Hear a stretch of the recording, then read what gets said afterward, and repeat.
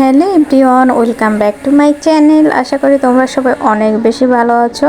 আজকের ভিডিওটা আমি ক্যাম্পাস থেকেই শুরু করলাম। কেন জানো?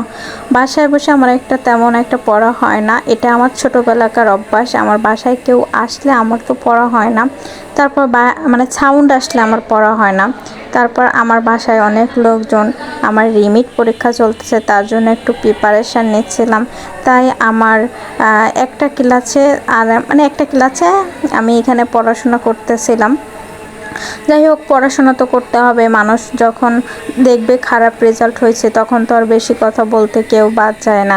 সবাই বেশি কথা বলে, হ্যাঁ পড়াশোনা করো, কী ঘোড়ার ডিমের পড়াশোনা করো, এত খারাপ রেজাল্ট কেন, খারাপ রেজাল্ট হলে এই হবে সেই হবে, এরকম কত কিছু বলে না।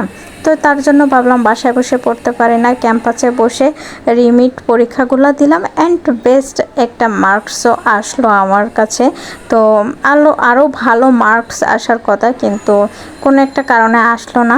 যদি কেউ মুখ দেখে নাম্বার দেয় তাহলে তো আর আসবে না। আমার ক্ষেত্রে এমনটা হয়, আগে স্কুল লাইফে এমনটা ছিল, এখন এখানেও এইসব ব্যাপারগুলো আমার অনেক খারাপ লাগে, যে মুখ দেখে দেখে নাম্বার দেওয়া। যদিও আমাদের ফাইনালের সময় এমন আর করতে পারে না, কিন্তু ফাইনালের আমার একটা রেফার্ট আছে, এইটা নিয়ে আমার যে কত যে মন খারাপ, কত যে টেনশন। এই টেনশন করতে করতে আমি পড়ালেখাই পুরো বন্ধ করে দিয়েছি, যে উঠাবো কী করে, কিন্তু কখনো চেষ্টা করতেছি না।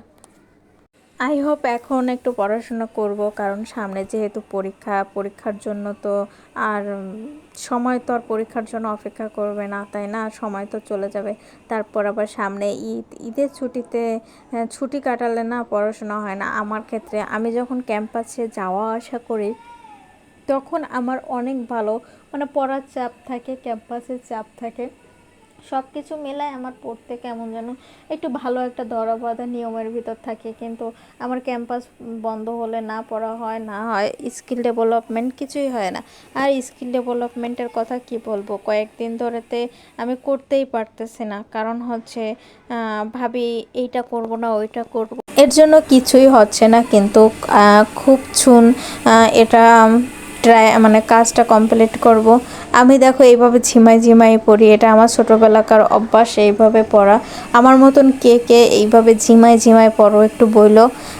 একটা সময় ছিল আমার পড়ালেখা নিয়ে আমাদের বাড়িতে কম্পিটিশান হতো, ভাইরা পড়তো আমিও সাথে পড়তাম। এখন আর কারোর সাথে কোনো কম্পিটিশন নেই, কিন্তু কম্পিটিশন মনে মনে করতে হবে, না হলে আগাইতে পারতেছি না। যাই হোক, আজকের ভিডিওটা এই পড়াশোনার ব্যাপার নিয়ে, তাও হচ্ছে আমার রিমিডের পরীক্ষার সময় সেই ভিডিওটা ক্লিপ আমার কাছে থেকে গেল, ভাবলাম আজকে শেয়ার করি। কারণ শেয়ার করার মতন আমার কাছে তো তেমন একটা নেই, আমার ভিডিও করতে তেমন একটা ভালো লাগে না। আমাকে হাসলে কত বাজে লাগে, আমি এখন সেটা দেখতেছি, কি বাজে লাগে। যাই হোক, তারপরে আমি হাসি, মন খুলে হাসি, এটা আমার ভালো লাগে, আমি হাসতে ভালোবাসি।